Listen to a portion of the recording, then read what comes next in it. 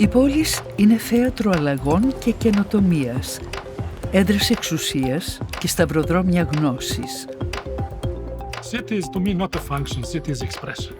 Στις πόλεις, διαφορετικοί άνθρωποι αλληλοεπιδρούν, επικοινωνούν και αλληλοσυμπληρώνονται. It's the center of invention because of the mixing culture, mixing people and dynamism. Μέχρι το 2050, το 68% του πληθυσμού της γης θα ζει σε πόλεις που ήδη βρίσκονται στα όρια τους. Ποτέ πριν δεν ήταν τόσο επιτακτική ανάγκη να δημιουργηθούν βιώσιμες πόλεις που θα αποτελούν πηγή έμπνευσης και ενθουσιασμού. One of the primary function of the city is itself to be a network, to connect creative people and to give them the platform to save our city from our future's challenges. Έχουμε πολλά να μάθουμε για το σήμερα, αλλά και για τον τρόπο που μπορούμε να κατασκευάσουμε τις καλύτερες πόλεις στον κόσμο. Tokyo is organized chaos, and if you come into it, you're just sort of overwhelmed. There's too much of everything. It's the most exciting city that I've ever lived in. It's like really to be in a movie. I always feel like it's a kinder, gentler Blade Runner set. A very clean-looking but grungy image of a futuristic city. I cannot remember the last time I walked around Tokyo and felt unsafe. There's taxis everywhere, the buses are running very efficiently. One of the only places I know where you can stumble around completely drunk and you know that nothing will happen to you. So for me, it's that unique combination of excitement, but also stability and safety that make it a really unique place to live.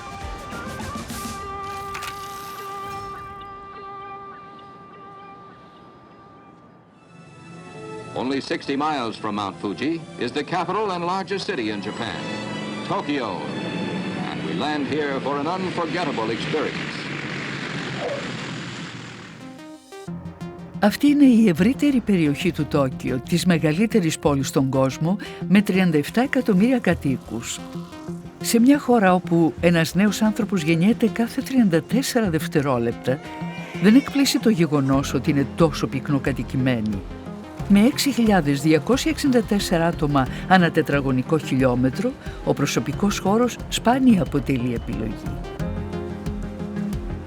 Downtown can be very stressful. There's too much stimulation, too many people, but somehow it works. The Japanese are used to it and they maintain their dignity in those tight spaces. So I think that level of courteousness and crowds create a very livable environment. What I learned living from Tokyo and what other city could learn from Tokyo is the quality of smallness. So Japanese people, they do live in very small spaces and that bring quality to their lifestyle and also to the space they live. They do prefer to have very tiny spaces where they do feel more comfortable. So I think the smallness is a very important quality for Tokyo.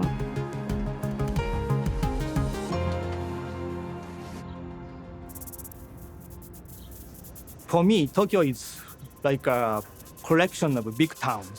It's not like a big city for me. There are many villages inside the metropolis of Tokyo, retaining a kind of uniqueness, but merging and blending each other in a very unique way. For instance, if we go to Ginza, it's more about fashion, about luxurious. If we go to Harajuku, it's about street culture and youth. If we go more to Shinjuku or Shibuya, it's more about business. So it's really defined in their cultural aspect.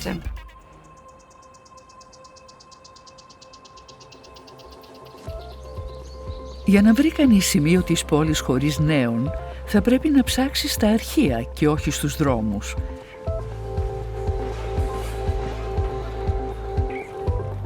Το Τόκιο είναι σαν να ανακαλύπτει ξανά τον εαυτό του κάθε 20 με 30 χρόνια, αφήνοντας πίσω του ελάχιστα ίχνη της εξέλιξής του. 400 years ago, the Tokyo had been called Edo, city of Edo. It means river mouth, water city, completely surrounded by the river and the harbor or the sea. Tokugawa Ieyasu, who was to become the first shogun of Japan, he was sent to take over the land here. It was marshland, and he felt like he had just been demoted. He eventually realized that water was really important, that the Kanto Plain would be a great place to grow rice and to have farming villages with reclamation projects. Η διαδικασία απόκτησης γης για τη δημιουργία περισσότερο χρήσιμων χώρων ήταν και παραμένει κοινή πρακτική σε ολόκληρη την Ιαπωνία. Η κλίμακα όμως που συμβαίνει αυτό στο Τόκιο είναι εντυπωσιακή.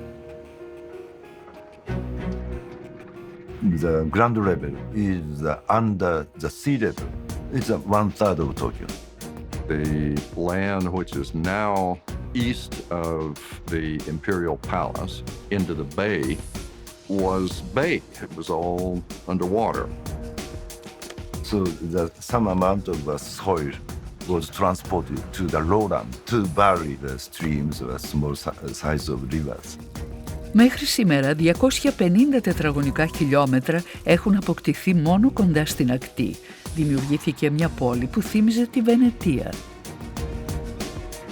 They developed a network of water systems because the most important goods, that is rice product, is very heavy to carry, so they used in a boat.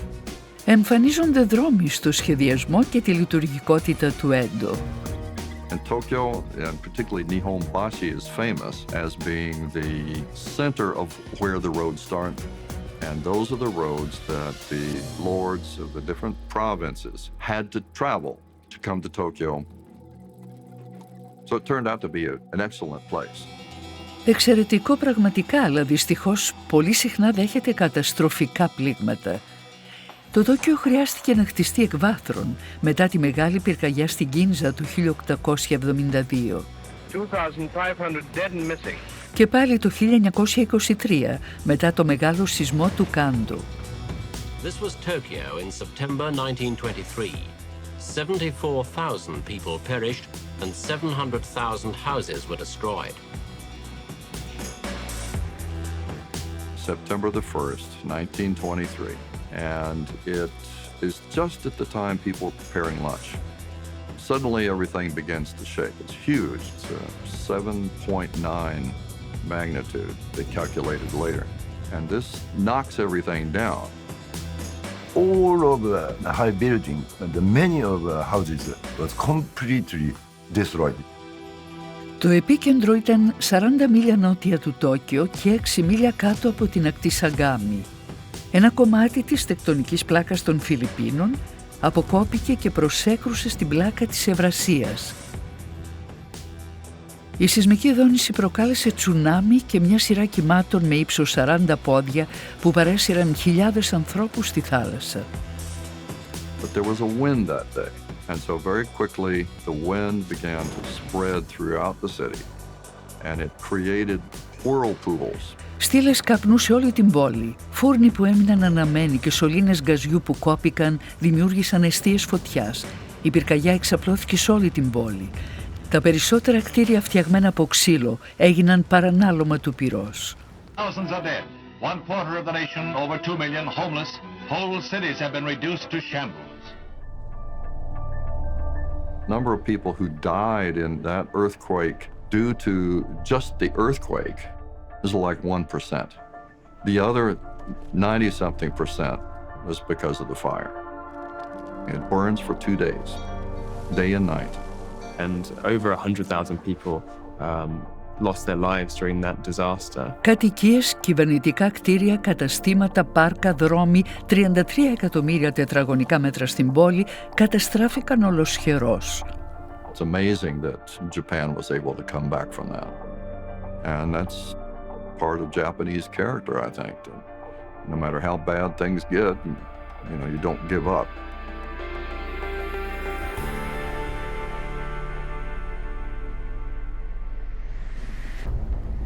Ο σεισμός Κάντο σήμανε την αρχή του τέλους για την ανάπτυξη του Τόκιο που ήταν βασισμένη στο νερό.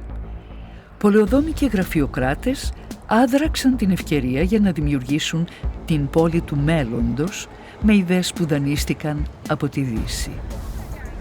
Μια υποδομή στο πλαίσιο της ανακατασκευής της πόλης ήταν η κεντρική αγορά, γνωστή και ως Wall Street του ψαριού. Probably the most famous fish market in the world, and the income itself of Tsukiji is a very important indicator for the GDP of Japan, for Japanese market and Japanese economy. Πιστοί στην άποψη «γκρέμισέ το και χτίστο πάλι», οι Ιάπωνες μεταφέρουν ξανά την ψαραγορά το 2018 σε άλλο σημείο. The old market apparently had to move because it was too old, too small. It moved to this artificial island in Tokyo Bay. It looks like more shopping mall than a market itself. The old market had a unique character and a unique urban structure because it was composed by hundreds of retailers, and those retailers were very tiny, and their ability to network into each other was unique. This sense of smallness now is more controlled, is more transparent, so we have to agree that it's a kind of futuristic market. Η αγορά Τσουκίτζι έχασε κάτι από τα παλιά χαρακτηριστικά της, αλλά το οικονομικό ειδικό βάρος της παρέμεινε αναλύωτο. Οι έμποροι πλέον πωλούν πάνω από 1.600 τόνους θαλασσινών καθημερινά, με απολαβές που φτάνουν τα $14 εκατομμύρια. Κάποιοι εκτιμούν ότι ο τζίρος της αγοράς ξεπερνάει τα 4 δισεκατομμύρια το χρόνο. Japanese culture and Japanese food is based on fish since centuries.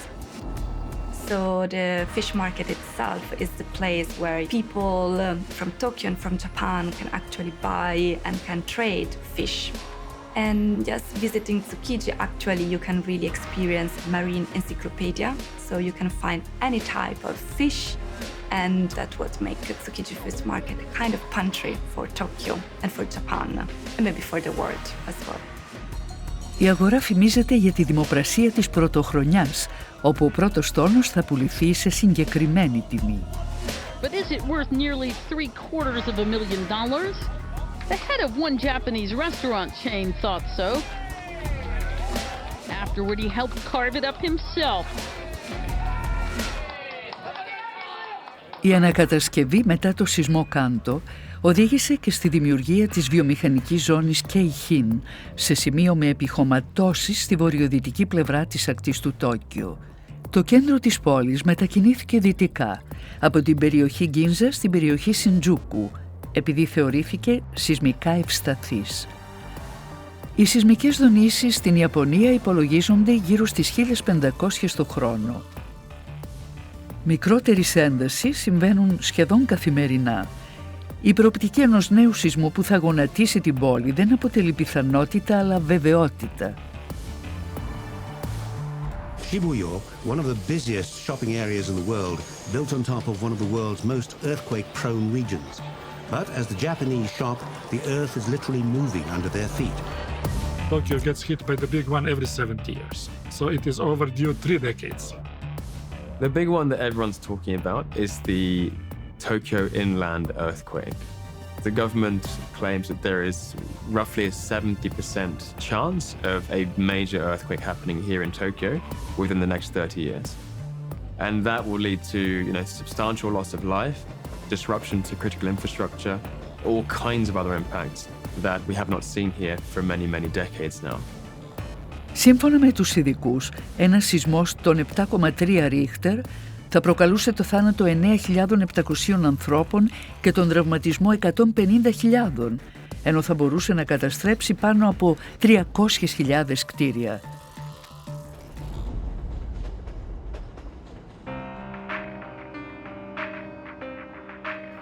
Θα έπλητε σημαντικές υποδομές, θα εγκλώβιζε 3,39 εκατομμύρια κατοίκων και θα άφηνε 5,2 εκατομμύρια αστέγους. Today, the capital is better prepared, but experts on earthquake preparedness say citizens need to be ready. Tokyo is one of the most advanced cities in terms of disaster preparedness and disaster management.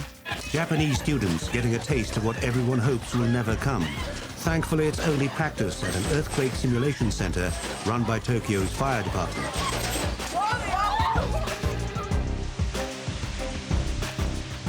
In Japan, there's this concept called jijo, kyojo, and kojo. It's kind of this three-element overlapping framework. Jijo means self-protection. So the idea is that I'm prepared myself. I have an emergency bag, I have an emergency plan, I know what to do. Kyojo is community self-reliance, is like the literal term. And that means we're going to help each other out. So I'm going to help my neighbor if there's a big earthquake or a big typhoon. And then kojo means public assistance. So that means we have a fantastic ambulance service, we have a fantastic fire department, and I know that they're going to do what they need to do in the time of a disaster. And the idea is if you can link all of those three, jijo, kojo, and kyojo, then you have a very strong and resilient society. So that's often the narrative that we hear within the disaster management space at all kinds of different levels. Stricter building codes have come into force, most recently after Kobe, and billions have been spent to prepare the structures for what many believe is the inevitable. We are always afraid of earthquake.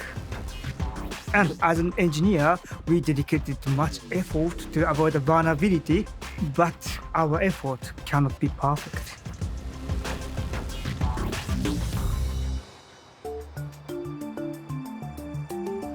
Στο Τόκιο επιβάλλονται πολύ αυστηρές κατασκευαστικές προδιαγραφές. Οι μηχανικοί είναι υποχρεωμένοι να σχεδιάζουν και να κατασκευάζουν κτίρια που να αντέχουν σε σεισμούς πάνω από 7 βαθμούς της κλίμακας Ρίχτερ. Μπορεί να κουνηθούν, αλλά όχι να πέσουν. High-rise happens to be better designed in terms of seismic regulations. Maybe it would not be pleasant, but I don't think there will be many deaths. Οι ουρανοξύστες του Τόκιο συμβολίζουν την ανθεκτικότητα της Ιαπωνίας, αλλά και το βαθύ σεβασμό που τρέφουν για την παράδοση. Παίρνοντας κάποια στοιχεία από την πανάρχια τεχνολογία που χρησιμοποιούσαν για να κατασκευάσουν παγόδες, το Tokyo Sky Tree αποτελεί το σήμα κατά τεθέν του σύγχρονου αντισυσμικού σχεδιασμού. Tokyo Sky Tree is the world's tallest freestanding broadcasting tower. It's a striking Tokyo landmark. The mixture of the old and new meets together in the Tokyo Sky Tree.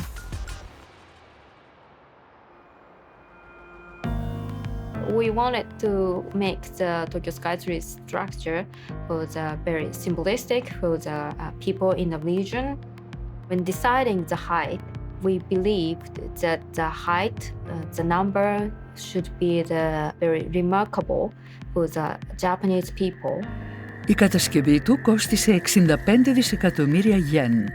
Το ύψος του είναι 634 μέτρα, ενώ ονομάστηκε έτσι από το παραδοσιακό όνομα της περιοχής Μουσάσι, όπου βρίσκεται. The 6 is Mu and the 3 is Sa and 4 is Shi in Japanese, Musashi. So this is an intentional pun. Το Sky Tree διαθέτει εστιατόριο, πλανητάριο, ενιδρίο και ένα εμπορικό κέντρο, σε συνδυασμό με τις υποδομές που υποστηρίζουν τις δύο βασικές λειτουργίες του. One is of course observation tower to enjoy magnificent view of this Tokyo metropolitan area.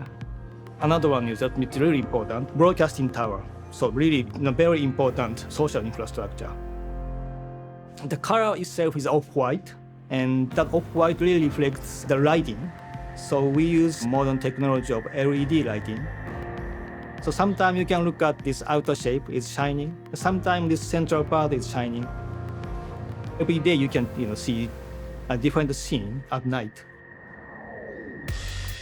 It's a combination of exoskeleton steel and reinforced concrete. So it's a hybrid. That idea came from traditional Japanese architecture. Japan has a long tradition of making Buddhist temple. And if you look at the 5-story pagodas, you will notice they always have a central column inside. This is called Shinbashira. Το υβριδικό Shinbashira στο εσωτερικό του Tokyo Sky Tree είναι εφοδιασμένο με αμορτισέρ. Έτσι κλειδονίζεται χωρίς να χτυπά στις πλευρές του ίδιου του πύργου. This column acts as a sort of counterweight against this major main structure of the steel. So that's the mechanism. Ο αντισυσμικός σχεδιασμός του Sky Tree δοκιμάστηκε μόλις μια εβδομάδα πριν από το πέρας των εργασιών, όταν ο σεισμός στο Χόκου ταρακούνησε ολόκληρο το νησί Χονσού το 2011. Την ώρα του σεισμού βρίσκονταν στο κτίριο 500 εργάτες και γύρω στους 50 στους ψηλότερους ορόφους του πύργου.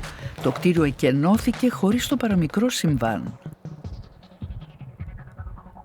Το Τόκιο έχει καταφέρει να αντέξει πλήθος καταστροφών, όμως οι χειρότερες έχουν προκληθεί από τον ανθρώπινο παράγοντα. Στην τελευταία φάση του Δευτέρου Παγκοσμίου Πολέμου, το Τόκιο βομβαρδίστηκε 102 φορές. Η χειρότερη επιδρομή της ιστορίας έγινε γνωστή ως η νύχτα που έπεσε το μαύρο χιόνι στις 9 Μαρτίου του 1945. Για περισσότερες από 3 ώρες, 279 βομβαρδιστικά έριξαν εμπριστικές βόμβες 1.700 τόνων στην ανατολική πλευρά της πόλης.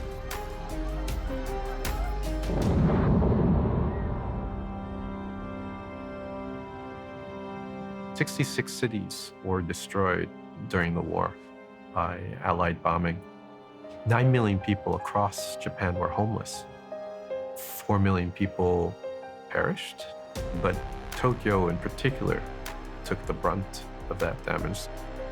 In Tokyo, the Japanese capital, the very widespread devastation was caused not by atom bombing, but by a number of heavy attacks by super fortresses.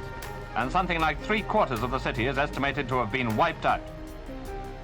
More people were killed in Tokyo in 1945 by firebombing than in Hiroshima and Nagasaki combined. That's savage. Everything was incinerated. There was nothing left.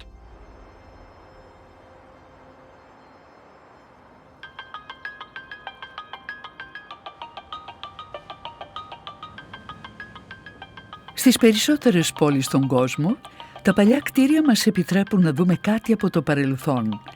Είναι αυτό που αφήνει πίσω της κάθε γενιά για να ορίσει την παρουσία της στο χρόνο. Όμως η πόλη του Τόκιο δεν είχε άλλη επιλογή από το να θάψει την ιστορία της. Στον απόϊχο του Δευτέρου Παγκοσμίου Πολέμου ελάχιστη σημασία έδιναν στην εικόνα της πόλης. Οι Ιάπωνες έπρεπε όχι μόνο να την ξαναχτίσουν, αλλά να αποκαταστήσουν την υπόλοιψή τους και την οικονομία τους. The Japanese economic miracle in many ways started in the 1950s, sadly because of the Korean War. Japan was basically a territory of the Allied powers, and from the 1945 to about 1950, the American powers that be at that time were not allowing the Japanese economy to restart. But the Korean War began, and the Americans thought that instead of importing all of these things like pots and pans and clothing and trucks and food and drink from America or other places, Japan's so close, let's manufacture it here. And so when they started making procurement orders for those type of things, the small to medium-sized businesses started humming again. These factories that were idle were restarting. Η περιοχή Κέιχιν αναπτύχθηκε με γρήγορους ρυθμούς και χρειαζόταν περισσότερη γη για τη βιομηχανική της επέκταση. Άρχισαν να εμφανίζονται ναυπηγεία, συγκροτήματα παρασκευής πετροχημικών, διηλιστήρια και χαλιβουργεία. Essentially, during the Korean War, $2 billion were put almost directly into the hands of factory owners and their employees. And so that was an incredible shock to the system, and that really kick-started the Japanese economic miracle. Tokyo in 1964, symbol of the new prosperous Japan, the 5th largest industrial power in the world and the only one in Asia. Tokyo in this Olympic year is a city that has been given a violent facelift for the Games. The Olympics definitely accelerated the economy because there was a mad rush to get all of those infrastructure projects finished. You're having to prepare hotels, roads, all kinds of infrastructure to make facilities for the athletes and for the visitors. Πολλά προγράμματα έπρεπε να υλοποιηθούν άμεσα, όπως ο σιδηρόδρομος μονής τροχιάς, η γραμμή της υπερταχείας που συνέδεε το Τόκιο με την Οζάκα, ένας προορισμός όμως που δεν ήταν καν στην Ολυμπιακή ατζέντα. Προκειμένου να αποφύγουν το κόστος απαλωτρίωσης, τεράστιοι αυτοκινητόδρομοι κατασκευάστηκαν πάνω από ποτάμια και κανάλια που ανήκαν στους κατατόπους δήμους, προκαλώντας έτσι τεράστια οικολογική καταστροφή. The amount of construction going on was just raising dust all over the place. There was a negative impact, but on the whole, the 1964 Tokyo Olympics represented unprecedented progress. Μέσα στη βιασύνη όμως υπήρχαν και στιγμές μεγάλης αβεβαιότητας. Oh my gosh, we've agreed to do this. Are we going to be able to carry this out? Will we be embarrassed in front of the rest of the world?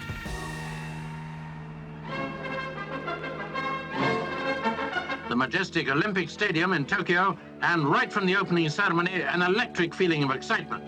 The aims of the Olympic movement are to create international respect and goodwill to help to construct a better and more peaceful world. Everything goes off very, very well, considering, and there's this great sigh of relief. And hey, we did it! You know, kind of, we're back on the world stage. The 1964 Tokyo Olympics was a very seminal moment in Japanese history, but only 19 years after the war, Japan was pulling off arguably the most logistically complex operation. It was a chance for the Japanese to take a moment after running a marathon as if it were a sprint to exhale and to reflect on all that they achieved. So it was a moment for the Japanese to say, we did it. We're back. Η Ιαπωνία έγινε πολύ γρήγορα η δεύτερη μεγαλύτερη οικονομική δύναμη του καπιταλιστικού κόσμου. Μέχρι το 1970, ο πληθυσμός του Τόκιο ξεπερνούσε τα 24 εκατομμύρια και τα κτίρια αυξάνονταν με γρήγορους ρυθμούς. Japanese financial power and political power wanted to look the way power looks like. How does power look like? Like Manhattan. So let's go high. So that is CBD. So CBD as an imported typology, as an imported expression of power. So high-rise is a turning point. This is a global city. This is a world city. This is not the capital of a defeated country. This is a capital of country which just completed successful Olympic Games. Η Σεντζούκο αναπτύχθηκε σαν ένα δεύτερο κέντρο για να αποδυναμώσει κάπως το παραδοσιακό κέντρο της πόλης. Οι πολεοδόμοι υιοθέτησαν το σχεδιασμό του Μανχάταν, άλλαξαν τις προδιαγραφές για την κατασκευή των κτηρίων και οι ουρανοξύστες έγιναν ψηλότεροι. Tokyo has flexibility. So we didn't have Mr. Master Plan. However, we really have good flexible plan. Every year, have to make a new plan to improve the water system, air pollution management system, waste management system. There is no planning in Tokyo which can resolve the problems of Tokyo. In Tokyo, streets have no names. And that is very interesting because when you look at Japanese addresses, they are area. So you have the number of the block and the number of the smaller block, and inside that number of your house and then the number of your apartment. So there are no lines. Όσοι επισκέπτονται για πρώτη φορά την πόλη, ίσως δυσκολευτούν να βρουν το δρόμο τους, ειδικά στις αμιγώς οικιστικές περιοχές. Μετά όμως, οι δημόσιες συγκοινωνίες του Τόκιο μοιάζουν παιχνίδι.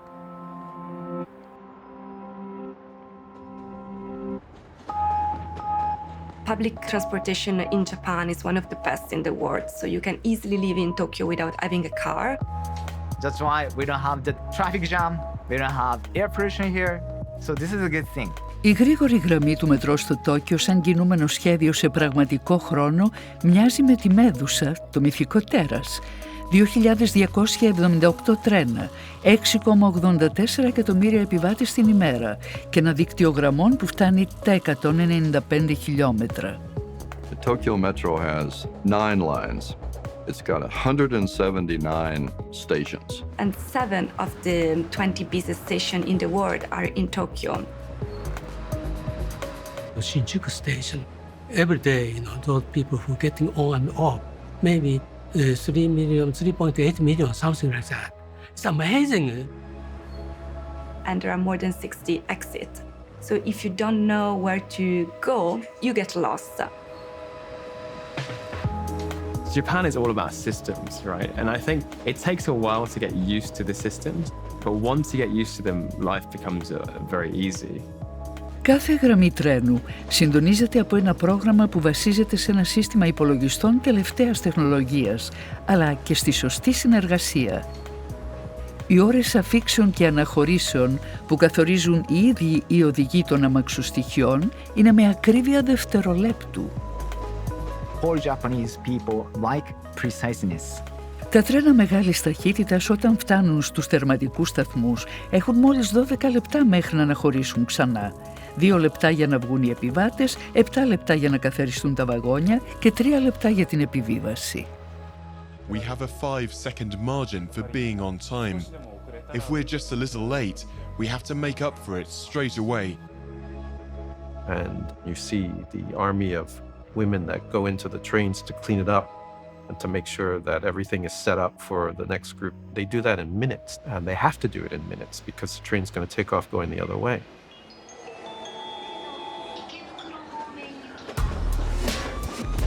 Every carriage is meant to take 150 passengers, which includes those sitting and standing. But at rush hour, we push capacity to 180%. There are trains that are loaded to 200% capacity. You're being touched on all sides by people. You become very stressed and uncomfortable. It's so packed that you can't move in the subway, and at the same time it's so silent and so quiet that you feel kind of a bit of isolation.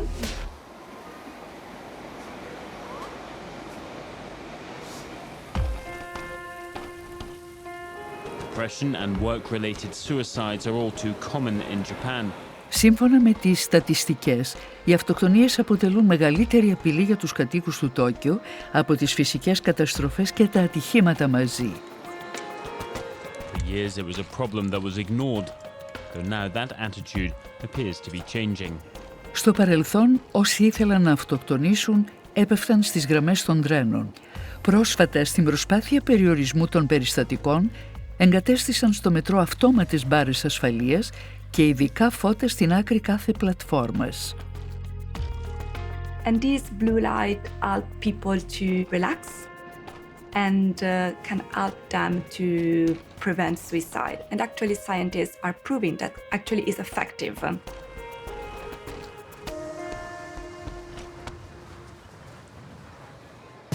Το Τόκιο προβληματίζουν και άλλα εξίσου σημαντικά κοινωνικά ζητήματα. Ο πληθυσμός γερνάει και το εργατικό δυναμικό της χώρας μειώνεται με ταχύτατους ρυθμούς. The aging workforce, which means you are becoming less productive on a per-person basis, is actually making the need for Japan to be more productive even greater. Ο μέσος όρος ηλικίας στην Ιαπωνία είναι περίπου 48,4. Ο πληθυσμός της θεωρείται ο δεύτερος κατά σειρά γυρεότερος στον κόσμο.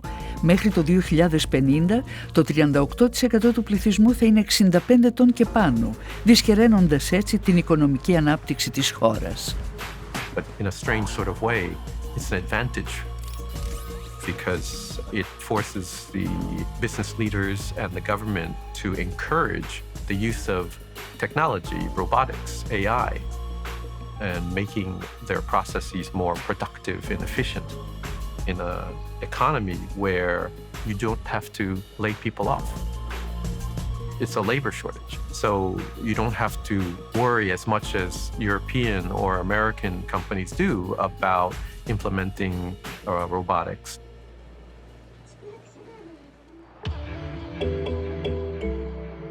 Η Ιαπωνία προσπαθεί να αντιμετωπίσει την έλλειψη εργατικού δυναμικού, αλλάζοντας και τη μεταναστευτική της πολιτική.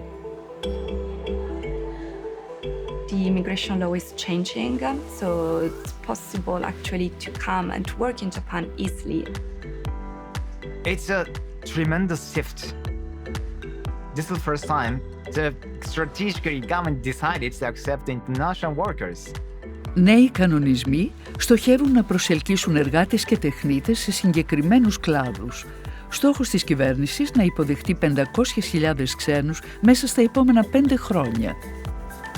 Japan is facing this demographic crisis, population is shrinking, and so we need a breath of fresh air. We need more people to help move things forward in a positive way.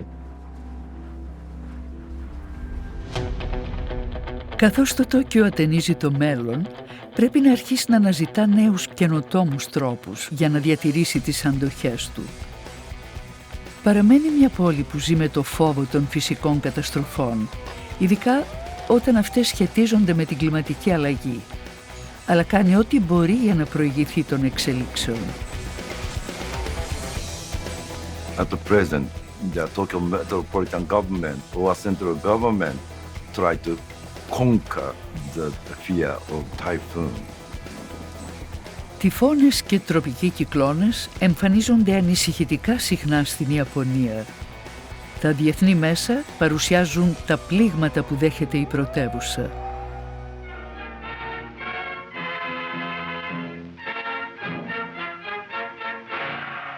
Destructive nature strikes Japan again.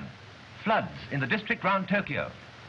And this is the latest disaster. Scores drowned. And in Tokyo, one of the world's largest cities, 58,000 houses flooded. After the Second World War, every year they had a flood caused by typhoon. So every year, more than 1,000 people were killed by typhoon. Καθώς η θερμοκρασία των ωκεανών ανεβαίνει, οι τυφώνες γίνονται όλο και πιο έντονοι, με πάνω από 100 χιλιοστά βροχή την ώρα, ένα φαινόμενο που εμφανίζεται όλο και συχνότερα. It's a small scale, but it's a very severe storm. Όταν ο τυφώνας Χατζίμπης χτύπησε το 2019, η πρωτεύουσα παρέλυσε. Τα αεροπλάνα καθυλώθηκαν, οι επιχειρήσεις έκλεισαν και εκδόθηκε εντολή εθελοντικής εκένωσης για πάνω από 6 εκατομμύρια κατοίκους. 3 παγκόσμιοι αγώνες ράγκμπι ακυρώθηκαν και περίπου 500.000 σπίτια έμειναν χωρίς ρεύμα. Η οικονομία δέχτηκε ένα πλήγμα 10 δισεκατομμυρίων δολαρίων. Οι κάτοικοι του Τόκιο γνωρίζουν καλά ότι θα ήταν χειρότερα αν είχαν και πλημμύρες. In Tokyo, there are two types of threat: the severe rainfall and high tide or storm surge. If the water level becomes higher from the usual level, we cannot discharge the water inundated from the small rivers to the Tokyo Bay. Το Τόκιο είναι ακόμα ευάλωτο λόγω της αδιαφορίας για το σύστημα απορροής.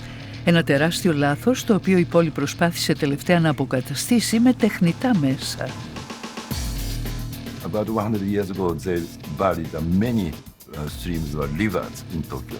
So the government, local government, had to construct the new type of river, artificial rivers, underground storage rivers or tunnel. Το G-Cans ολοκληρώθηκε το 2009, ένα πρωτοποριακό μηχανικό θαύμα και ένα από τα πιο φιλόδοξα συστήματα διαχείρισης των πλημμυρικών φαινομένων, τόσο στην πόλη όσο και σε όλο τον κόσμο. They had to construct such a big tunnel under the road without stopping the traffic flow.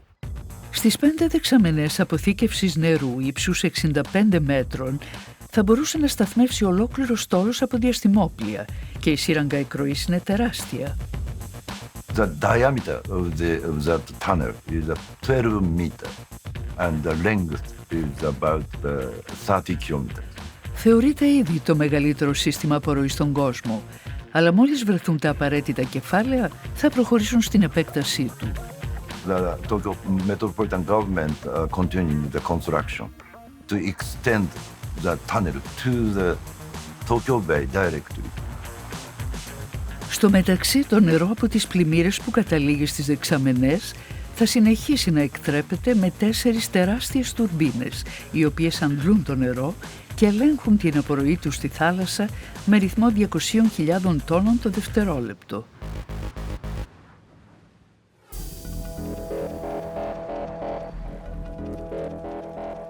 Πρόκειται για το δεύτερο εντυπωσιακό έργο υποδομής που αφορά την παραγωγή ισχύως και δημιουργήθηκε εξαιτίας μιας καταστροφής. Ο σεισμός των 9 Ρίχτερ που χτύπησε την Ιαπωνία το Μάρτιο του 2011 μετακίνησε το νησί Χονσού 2,4 μέτρα πιο κοντά στην Αμερική. Προκλήθηκαν τεράστια κύματα που κατέστρεψαν ολοσχερώς 128.000 σπίτια και προκάλεσαν ζημιές σε 250.000. 16.000 άνθρωποι δηλώθηκαν νεκροί ή αγνοούμενοι. That is a catastrophe which is beyond description and beyond understanding. This is the main road from Fukushima into Tokyo. It's the evening rush hour and the traffic should be going in that direction. Instead, thousands of people are trying to get out of the town and into the main city. Κύματα ύψους 15 μέτρων που προκλήθηκαν από το τσουνάμι έπληξαν πυρηνικές εγκαταστάσεις, κατέστρεψαν τα συστήματα ψήξης των αντιδραστήρων και λίγο έλειψε να προκαλέσουν τήξη που θα οδηγούσε σε απίστευτη καταστροφή. Before the very famous Fukushima accident, 30% of the electric energy was coming from the nuclear power stations. At that time, there were 54 reactors. And right now, only 9 reactors are operating. Οι αμφιβολίες σχετικά με την ασφάλεια της πυρηνικής ενέργειας είναι ένα νέο ζήτημα. Στον απόϊχο του ατυχήματος της Φουκουσίμα, οι κάτοικοι της Ιαπωνίας αντιμετωπίζουν με σκεπτικισμό την πυρηνική ενέργεια και η κυβέρνησή τους με επιφύλαξη. Of course, we won't build new nuclear stations anymore, but they are always there. Στην προσπάθεια να βρεθεί άμεσα εναλλακτική λύση, η κυβέρνηση ενέκρινε σχέδιο για την κατασκευή 22 νέων μονάδων παραγωγής ενέργειας από ορυκτά καύσιμα. Japan is one of the few nations that is increasing its dependency on coal.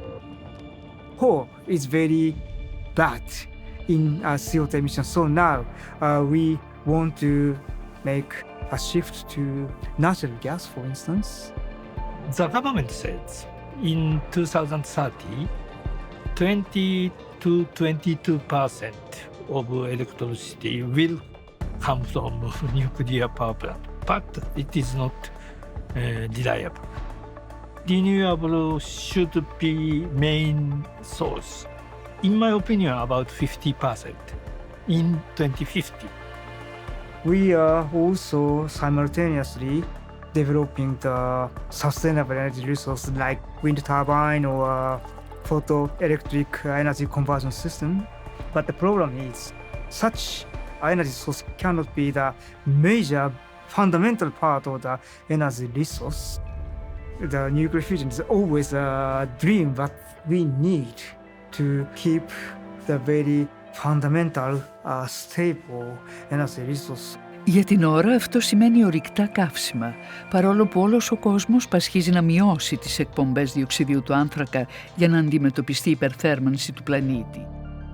Η ανησυχία για το περιβάλλον δεν πάβει να προβληματίζει πολλούς από τους κατοίκους του Τόκιο, ειδικά τους νέους. Ανησυχούν ιδιαίτερα για το ενεργειακό αποτύπωμα της πόλης τους σε σύγκριση με αυτό του υπόλοιπου κόσμου. I think people see Tokyo as a very high-tech, very efficient, very clean place. And I think those kinds of words and adjectives are accurate to some extent. But there's also a lot of issues that are not really part of that narrative that you often hear. And one of them is plastic consumption. Η παραγωγή πλαστικών αυξήθηκε σημαντικά στις δεκαετίες του 80 και του 90, όταν η επωνομαζόμενη οικονομική φούσκα οδήγησε σε βελτίωση του επίπεδου ζωής.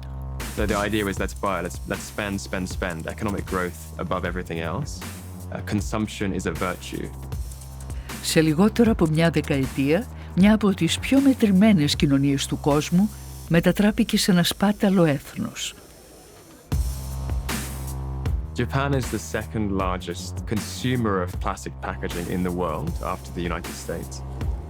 It's also one of the biggest exporters of plastic waste, which is now a very hot topic. And so the consumption of plastic here in Japan, specifically single-use plastics, is a big problem that is not necessarily getting the attention that it deserves. Sustainability is very much ingrained in the Japanese psyche, the Japanese identity. And if you look at Edo period Japan, even pre-Second World War Japan, it was a very circular society. We used to look after our resources. We used to be very good with reusing things and so on. Well, my grandma used to get very angry at me if I wouldn't finish my food. She'd say, "That's mottainai." So mottainai literally means wasteful. And so mottainai goes against some of the consumption behaviors and patterns that we see now today in Tokyo and the rest of Japan. Το 1989, όταν η οικονομική φούσκα βρισκόταν στο ζενήθ της, το Τόκιο παρήγαγε 4,9 εκατομμύρια τόνους σκουπιδιών. Σήμερα η εικόνα έχει εντελώς αλλάξει και η ανακύκλωση αποτελεί πηγή εθνικής υπερηφάνειας. In most countries, people put all the recyclable waste into one box or into one bin. But in Tokyo, people have to segregate those recyclable waste by themselves. And sometimes this kind of system is called multi-stream recycling. You have to segregate newsprints, magazines, and corrugated bottles, PET bottles, glass bottles, and steel and aluminum cans. In some places, people have to segregate those waste into more than 30 categories. Very difficult to understand. Η κατάργηση των πλαστικών μπουκαλιών παραμένει μια πρόκληση, όπως για πολλές σύγχρονες πόλεις σε όλο τον κόσμο.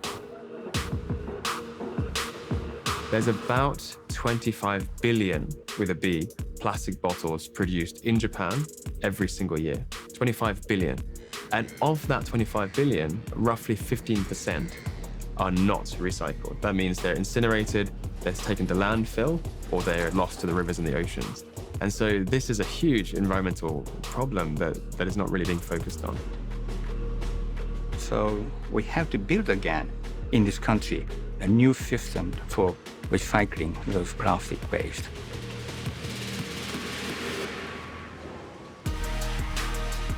We have to change our way how we produce and how we consume plastic products. But I think that we can regain that connection with mottainai and with traditional values that were here in Japan from many centuries ago.